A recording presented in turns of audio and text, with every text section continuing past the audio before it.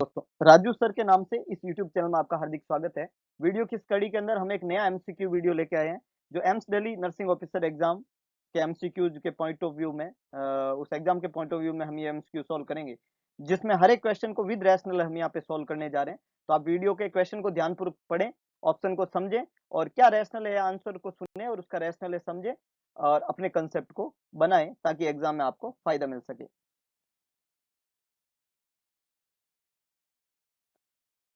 Question: A family has decided to withhold extraordinary care for a newborn with severe abnormality.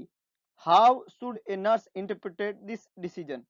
Severe abnormality के साथ में बच्चा आया है और उस बच्चे की एक्स्ट्रा ऑर्डिनरी केयर जो है वो विदहोल्ड करने का डिसीजन लिया है फैमिली ने।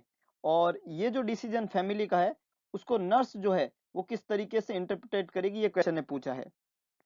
चलिए ऑप्शन देखते हैं। फर्स्ट है the newborn has no right, बच्चे को ऐसा कोई अधिकार नहीं है।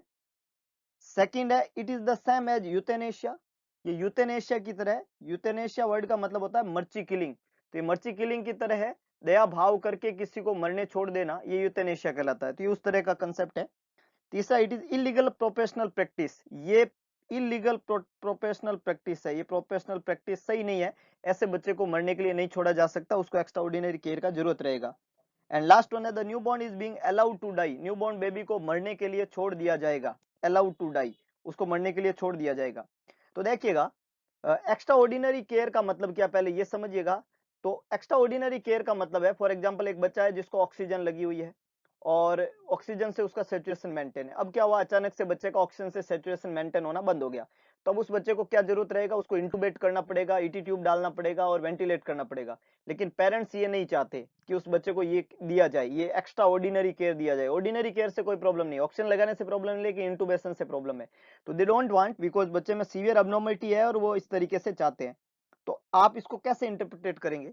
तो अगर न्यूबॉर्न बेबी को ऐसा कोई राइट नहीं है, ये मतलब न्यूबॉर्न हैज नो राइट, मतलब उसको वो मर जाना चाहिए, उसको जीने का कोई अधिकार नहीं है, तो ऐसा नहीं, ये बात गलत है। इसका मतलब ये आंसर तो नहीं बन सकता। इट इज द सेम, ये यूथेनेशिया की तरह है। यूथेनेशिया के अंदर हम किसी तरह का केयर जो है, एक्टिव और पैसिव दो तरीके की मर्ची किलिंग होती है। तो उसमें हम जैसे ऑक्सीजन लग रही है तो ऑक्सीजन को हटा देते हैं और मरने के लिए छोड़ देते हैं, ये पैसिव यूथेनेशिया कहलाता है। और एक्टिव यूथेनेशिया के अंदर हम कुछ मेडिकेशन देके मरीज को जो है उसका एक्सपायर कराते हैं। तो इस तरीके का यहाँ ना नहीं कहा जा रहा है। ऑर्डिनरी केयर में प्रॉब्लम नहीं है, ऑक्सीजन को हटाना नहीं है, लेकिन उसको इंटूबेट नहीं करना वो प्रॉब्लम है। तो ये यूथेनेशिया नहीं है, आपका कंसेप्ट शायद यूथेनेशिया लग रहा था पर ये गलत है, इस तरीके का यहाँ कंसेप्ट नहीं है। इलीगल प्रोफेशनल प्रैक्टिस है, ये इलीगल प्रोफेशनल प्रैक्टिस नहीं है, क्योंकि ये जो एक्स्ट्रा ऑर्डिनरी केयर को विदहोल्ड करने का कहते हैं, इसको डीएनआर कंसेंट कहते हैं, मतलब डू नॉट रिससिटेट। तो ये एक राइट है फैमिली को कि अगर वो बच्चे को नहीं चाहते हैं तो डीएनआर की कंसेंट दे सकते हैं, तो हम इस तरीके का एक्स्ट्रा ऑर्डिनरी केयर उस पेशेंट को नहीं देते। तो ये इलीगल नहीं है, ये लीगल है, तो ये तीनों ही गलत है। तो हम क्या करेंगे, हम बच्चे को अलाउ करेंगे मरने के लिए। जैसे ही बच्चा सीवियर होगा हम उसको कोई एक्स्ट्रा ऑर्डिनरी केयर नहीं देंगे और हम उसको जाने देंगे। तो डी आंसर यहाँ पे करेक्ट बनेगा।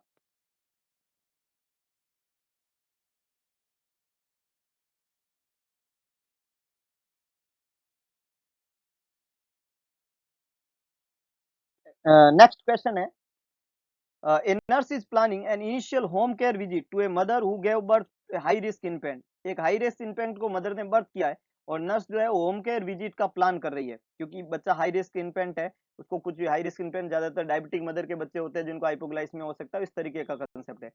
तो क्या time, what time of day should the nurse schedule to visit for most productive, क्या समय टाइम होना चाहिए जब नर्स जो है विजिट के लिए जाए, उस बच्चे के विजिट के लिए जाए, ये कौन सा टाइम होना चाहिए? फर्स्ट ऑप्शन है when the husband is out of the home, जब हस्बैंड घर से बाहर हो उस समय जाएंगे विजिट के लिए। सेकंड है at the time the mother is feeding the infant, उस समय जब मदर जो है बच्चे को दूध पिला रही हो। At the time that is conventional for the family, ऐसा समय जो फैमिली के लिए कन्वेंशियल हो तब जाएंगे। और when the nurse can spend time with the family, जब नर्स के पास में टाइम हो तब जाएंगे। ये चार ऑप्शन है। और हाई रिस्क इन्फेंट है और होम विजिट करनी है, किस समय जाए तो मोस्ट प्रोडक्टिव होगा? देखिएगा इस तरीके का सवाल, बिल्कुल कुछ लोग बिल्कुल सही जवाब दे रहे हैं, मैं आपकी अंतरात्मा की आवाज सुन रहा हूँ। हम कंसेप्ट समझ लेते हैं, आप बिल्कुल सही है, आप धन्यवाद के पात्र है। और बहुत बढ़िया आपकी जो है स्टडी दर्शाती है कि आपके जवाब सही जा रहे हैं। तो आप बिल्कुल मैं अप्रिशिएट करता हूँ आपके इस तरीके के नॉलेज को, और इसी तरीके से अपने नॉलेज को बढ़ाते रहें तो बहुत अच्छा होगा। तो अब देखिएगा, मोस्ट प्रोडक्टिव कोई चीज टीचिंग कब होगी, जब फैमिली उस चीज के लिए तैयार हो, है ना। तो हम अपनी तरफ से नहीं, फैमिली तैयार है तब जाएंगे। तो अगर हस्बैंड घर से बाहर है और आप जाएंगे तो ये प्रोडक्टिव टीचिंग नहीं होगी, क्योंकि सारे मेंबर नहीं है ना। तो मदर जो है फीड करा रही है, उस समय जाएंगे तो मदर फ्री नहीं है, तो आपकी बात ढंग से नहीं हो पाएगी, या ये प्रोडक्टिव आउटकम नहीं देगी। और आप अपने हिसाब से जाएंगे तो मामला बनेगा नहीं। तो आपको कब जाना है, उस समय जाना है जो फैमिली के लिए टाइम कैसा हो, एकदम कन्वीनियंट हो और फैमिली पूरी तरीके से तैयार हो सब चीजें सुनने और समझने के लिए, उस समय आप जाओगे तो प्रोडक्टिव आउटकम लेके आएगी। तो C is the correct one. Next है, which nursing intervention provided the most support to the parents of an infant with an obvious physical anomaly। एक इन्फेंट है जो बहुत सारी फिजिकल एनोमली के साथ में पैदा हुआ है, बहुत सारी फिजिकल विकार है उसके अंदर। तो कौन सा नर्सिंग इंटरवेंशन जो है वो सपोर्ट करेगा पेरेंट्स को, जब बच्चा फिजिकल एनोमली के साथ में आएगा तो क्या इंटरवेंशन आप लेंगे जो पेरेंट्स को सपोर्ट करेगा। पहला है, encourage them to express their concern. उसको हम एनकरेज करेंगे कि आप अपनी प्रॉब्लम बताएं। Discourage them from talking about their baby. उनको कहेंगे नहीं नहीं, बच्चे के बारे में बात की तो तुम्हारी हम जबान काट लेंगे, ऐसा बोलेंगे। It's for understanding only. Assure them not to worry because the anomaly can be repaired। उन्हें कहेंगे चिंता करने की क्या जरूरत है, ये तो ठीक हो जाएगा, तू चिंता मत करो, बैठ जाओ, हम ठीक कर देंगे इसको। और लास्ट है, show them post operative photographs of infant who has similar anomaly। उसी तरह की एनोमली के बच्चे का ऑपरेशन के बाद में हुए इलाज की फोटो दिखाएंगे और बोलेंगे तुम्हारे बच्चे का भी इलाज होएगा और ऐसा का ऐसा हो जाएगा। Which is the correct one, very important. Physical anomaly का बच्चा, पेरेंट्स आए हैं, इन्फेंट को लेके आए हैं, और आप क्या जवाब देंगे। आप पहला तो कह रहे हैं कि आप अपना कंसर्न बताएं, अपनी प्रॉब्लम बताएं। दूसरा, आप कह रहे हैं कि तुम तो बोलो ही मत, बच्चे के बारे में बात ही मत करो। तीसरा बोल रहा है कि तुम्हें चिंता करने की जरूरत नहीं है, हम है ना, हम हैं तब क्या गम है, और हम एकदम ठीक कर देंगे। और लास्ट वन है, उन्हें कहेंगे कि ये देखो इसी तरह का बच्चा हमारे पास में आया और ये देखो उसका ऑपरेशन कर दिया, तो पोस्ट ऑपरेटिव फोटोग्राफ्स दिखाएंगे। तो इस तरीके का सवाल जब आता है, तो अभी हमें ऑप्शन में फिजिकल एनोमली तो बोला है, लेकिन कौन सी फिजिकल एनोमली है ये हमें नहीं पता, कौन सी फिजिकल एनोमली है ये हमें पता नहीं है। तो सबसे पहली इंपॉर्टेंट बात होती है कि पेरेंट्स लेके आए हैं, और अगर आप ये जवाब देते हैं कि देखो ये पोस्ट ऑपरेटिव बच्चा ऐसा हो जाएगा, तो वो पेरेंट्स की प्रॉब्लम है ही नहीं। मतलब first of all we have to point out कि उनकी प्रॉब्लम क्या है। बच्चा फिजिकल एनोमली का ठीक है, लेकिन उनकी दिक्कत क्या है। जब वो दिक्कत बताएंगे तो उसका जवाब देना है, थोपना नहीं है जवाब। तो अगर आप पोस्ट ऑपरेटिव फोटोग्राफ सीधा ही दिखा रहे हो, इसका मतलब आप जवाब थोप रहे हो, और आपको ऐसा लग रहा है कि उन्हें ऑपरेशन ही कराना है। शायद उन्हें ऑपरेशन नहीं कराना हो, वो उनकी तो प्रॉब्लम ये हो शायद कि हमारे ऐसा बच्चा पैदा ही क्यों हुआ। तो first of all you have to listen, you have to listen the concern. Encourage करें उन्हें कि आप अपना कंसर्न बताएं। डिस्करेज नहीं करेंगे। जब भी दो ऑपोजिट ऑप्शन होते हैं तो जवाब उन्हीं में से होता है, तो उनको डिस्करेज नहीं करना, उनको एनकरेज करना है कि आप अपनी प्रॉब्लम बताएं। ये फर्स्ट नंबर यहाँ पे करेक्ट आंसर जाएगा। एक ऑप्शन है कि हमें उन्हें कहे चिंता करने की जरूरत नहीं है, हम है ना। तो अगर आप है और ऑपरेशन ढंग से नहीं हुआ और बच्चा सलट गया, तो फिर आपका क्या होगा, आप अनुमान लगा सकते हैं। तो ये भी जवाब यहाँ, तो यू हैव टू आंसर कि you have to encourage them to express their concern. तो A is the correct one. When picked up by parents of the nurse, an 8-month-old infant screamed and seems to be in pain। 8 महीने का बच्चा दिख रहा है, दर्द के अंदर है। 8 महीने का बच्चा है, पेरेंट्स लेके आए हैं उसको, लेकिन हमें दिख रहा है कि बच्चा दर्द में है। आफ्टर ऑब्जर्वेशन, ऑब्जर्वेशन बच्चे का बिहेवियर इस तरीके का दर्द वाला ऑब्जर्व करने के बाद में, what should the nurse discuss with the parents. Nurse parents के साथ में क्या डिस्कस करेगी, इस तरीके के बच्चे का बिहेवियर देख के नर्स पेरेंट्स के साथ में क्या डिस्कस करेगी। फर्स्ट है accidents and the importance of their prevention. उनको बताएगी कि एक्सीडेंट को कैसे रोका जाता है। दूसरा है, लिमिट कर देगी प्ले टाइम बच्चे का, और दूसरे फैमिली चिल्ड्रन के साथ में उसके खेलने के टाइम को लिमिट कर देगी। तीसरा, any other behaviour that parents में हैव नोटिस। कोई और बिहेवियर जो पेरेंट्स ने नोटिस किया है। और लास्ट वन है, food and specific vitamin that should be given to infant. वो फूड और स्पेसिफिक विटामिन जो बच्चे को दिए जा रहे हैं उनके बारे में वो जानना चाहेगी, इसके बारे में डिस्कस करेगी। तो क्वेश्चन में दिया क्या गया है कि 8 महीने का बच्चा है और वो दर्द में दिख रहा है, उसकी स्क्रीमिंग और उसका सीन और उसका लुक जो है वो कैसा है, पेनफुल दिख रहा है। ये आपने ऑब्जर्व किया, तो अगला क्या डिस्कशन रहेगा। तो ये जो डाटा है ये सफिशिएंट डाटा नहीं है, हमें नहीं पता है कि बच्चा दर्द में क्यों है, कैसे गया, हुआ क्या था। हमें तो सिर्फ अभी बच्चा दर्द में दिख रहा है, और अब आप पेरेंट्स से बात करने जा रहे हो। तो क्या होना चाहिए, सबसे पहले आप क्या करेंगे, ये जो बिहेवियर है इसके अलावा पेरेंट्स ने क्या नोट्स किया, क्योंकि ये सफिशिएंट डाटा नहीं है हमारा डायग्नोसिस बनाने के लिए। तो सी ऑप्शन जो है यहाँ पे लिखा हुआ है कि आप दूसरा बिहेवियर जो पेरेंट्स ने नोटिस किया है उसके बारे में सबसे पहले जानना चाहेंगे, और उसके जानने के बाद में डिसीजन लेंगे कि उसमें एक्सीडेंट रोकना है कि नहीं रोकना है, प्ले टाइम को लिमिट करना है कि नहीं करना है, कोई फूड और विटामिन के बारे में बताना है कि नहीं बताना।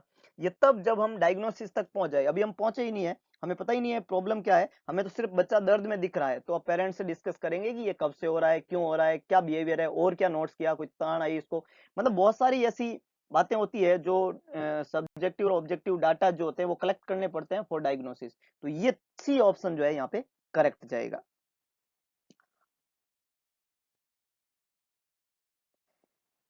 नेक्स्ट है, what suggestion should a nurse give to a parents to help a 2 month old infant who has colic. 2 महीने का बच्चा है और उसको कोलिक है, तो कौन कौन से सजेशन पेरेंट्स को देंगे, एक्सेप्ट वन। जब भी सवाल एक्सेप्ट वन का आता है तो 3 सजेशन सही होते हैं, एक सजेशन गलत होता है, और जो गलत सजेशन है वही जवाब बनता है।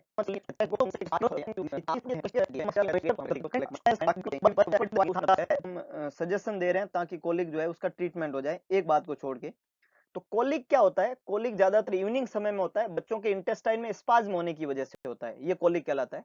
कोलिक को मिनिमाइज करने के लिए हम पेरेंट्स को एक्सप्लेन करते हैं कि बच्चे को थोड़ा थोड़ा बार बार खिलाएं और उसको कंधे पे रख के बर्पिंग कराएं। तो ये जो पहला ऑप्शन है give small and more frequent feeding, और दूसरा ऑप्शन है burp frequently by giving a feeding, ये दोनों ही सही है, ये दोनों काम करेंगे। तीसरा है place a warm heating pad on the abdomen. Warm heating pad जो होते हैं वो स्पाज्म को कम करते हैं, तो एब्डोमेन के ऊपर वार्म हीटिंग पैड अप्लाई करने से कोलिक में आराम आता है। तो ये तीनों ही जो है कोलिक को कम करने के या उसको ट्रीट करने के तरीके, इन तीनों से कोलिक ट्रीट हो जाता है। रोक the baby gently in A quiet room and crying. जब भी बच्चा रोता है हम बच्चे को हिलाते हैं, बच्चा हिलाने से बच्चा चुप भी होता है, लेकिन हिलाने से कोलिक वाला बच्चा चुप नहीं होगा, क्योंकि हिलाना कोलिक का इलाज नहीं है। ये बहुत बेसिक कंसेप्ट है, हमें यहाँ पे कोलिक का इलाज पूछा है, तो हम हिलाना कोलिक का इलाज नहीं है। बच्चे को अगर अपन रोक करते हैं, बच्चे को हिलाते हैं, तो ये बच्चा चुप नहीं होगा, क्योंकि इससे कोलिक का ट्रीटमेंट नहीं हो रहा है। आपको स्पाज्म कम करने के लिए थोड़ा थोड़ा बार बार खिलाना पड़ेगा, आपको बच्चे को बर्पिंग कराना पड़ेगा, आप एब्डोमेन को वॉमिटिंग पैड अप्लाई कर सकते हो, लेकिन बच्चे को रोक करने से कोलिक का ट्रीटमेंट नहीं होता। इसलिए डी आंसर जो है वो गलत है, चौथा नहीं है। बाकी तीनों बातें कोलिक के बारे में सही है, लेकिन ये बात सही नहीं है, इसलिए जवाब बनेगा डी।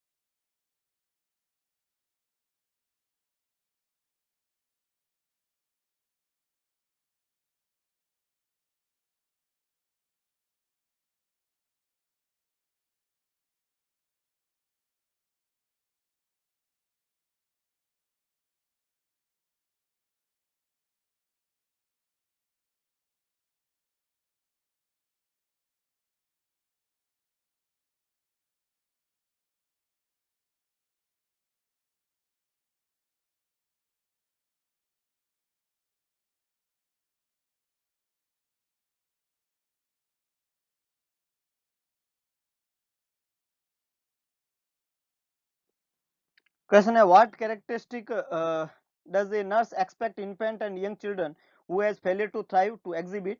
फेलियर टू थ्राइव वाला बच्चा, फेलियर टू थ्राइव का मतलब होता है according to the age, weight और हाइट का नहीं बढ़ना, उस बच्चे में क्या कैरेक्टरिस्टिक जो है वो बच्चा एग्जिबिट करेगा, ये नर्स वहां पे एक्सेप्ट कर रही है, क्या सिम्टम देखने को मिलेगा। फर्स्ट है हाइपर एक्टिविटी, सेकंड वन है लैंग्वेज डेफिसिट, थर्ड वन है बीइंग ओवरवेट, और फोर्थ वन है रेस्पॉन्सिव टू स्टिमुलाई। तो जो बच्चा फेलियर टू थ्राइव का होता है वो बच्चे का वजन और उम्र और growth and development according to the age कभी भी नहीं होता है। तो ऐसे बच्चे जो होते हैं वो थोड़े लिथार्जिक रहते हैं, ज्यादा अलर्ट नहीं रहते हैं, सुस्त रहते हैं, अंडरवेट हो जाते हैं और उनका ग्रोथ एंड डेवलपमेंट नहीं हो पाता है। तो यहाँ पे पहला ऑप्शन दिया हुआ हाइपर एक्टिविटी, तो हाइपो एक्टिविटी होगी, हाइपर नहीं होगी। एक्टिविटी कैसी होगी? हाइपो होगी, लेस होगी, लेथार्जिक होंगे।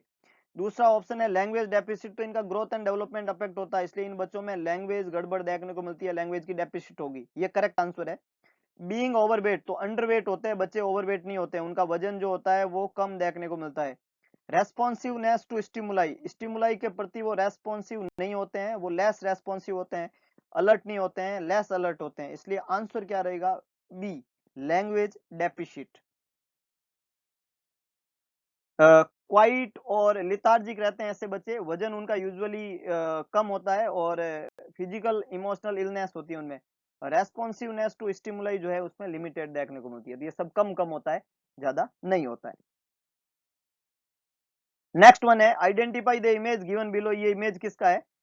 वैसे तो आप इस इमेज को देख के नाम को पढ़ के बता सकते हो, ये प्रोपोफॉल इंजेक्शन का इमेज है, पर खास बात क्या है वो मैं बताता हूँ इसके बारे में। ये प्रोपोफॉल इंजेक्शन है जो एक इंट्रावीनस एनेस्थेटिक एजेंट है, इंट्रावीनस एनेस्थीसिया है। 1 ml 50 ml का ये वाइल आता है और 1 ml में 10 मिलीग्राम जो है वो प्रोपोफॉल इंजेक्शन होता है। इस प्रोपोफॉल इंजेक्शन का जो मेडिसिन होता है वो मेडिसिन किस कलर का होता है? व्हाइट कलर का होता है ना। इसको व्हाइट मिल्क भी बोला जाता है, मिल्की कलर का होता है। एग्जाम में पूछा हुआ सवाल है, मिल्की कलर वाला दवाई कौन सा है, एनेस्थेटिक एजेंट कौन सा है? जवाब है उसका प्रोपोफॉल। तो ये प्रोपोफॉल इंजेक्शन है और ये इसमें मेडिसिन जो होती है वो व्हाइट कलर की होती है, मिल्की कलर की, दूधिया कलर की दवाई होती है। और 1 ml के अंदर 10 मिलीग्राम प्रोपोफॉल होता है, 50 ml का वाइल आता है। तो ये कुछ इंपॉर्टेंट एमसीक्यू थे विद रैशनल, हमने इनको सॉल्व किया। अगर आपको वीडियो पसंद आए तो वीडियो को लाइक करें, वीडियो को शेयर करें और मैक्सिमम लोगों तक वीडियो पहुंचाने की कोशिश करें। और एक काम जरूर करें कि ज्यादा से ज्यादा लोगों तक इस चैनल और इस वीडियो को पहुंचाए, ताकि आप एक संकल्प किए घर का आप जो है चिराग जलाएं, उसमें कामयाब हो पाएंगे। करके देखिएगा, अच्छा लगता है। एक और इम्पोर्टेंट बात, दिल्ली एम्स का पेपर का थोड़ा पैटर्न जो है वो कल मैं डिस्कस करने वाला हूं आप लोगों के साथ में। तो YouTube लाइव का टाइम मैं आपको बताऊंगा कल दिन के अंदर। जो भी मेरे को टाइम मिलेगा उस समय हम बात करेंगे कि किस तरीके से दिल्ली एम्स का पेपर का पैटर्न रहता है। तो आप मेरे साथ में अपने सारे डाउट जो है वो क्लियर कर सकते हैं। तो कल हम मिलते हैं दोबारा 2 जुलाई 2020 को। तब तक के लिए नमस्कार।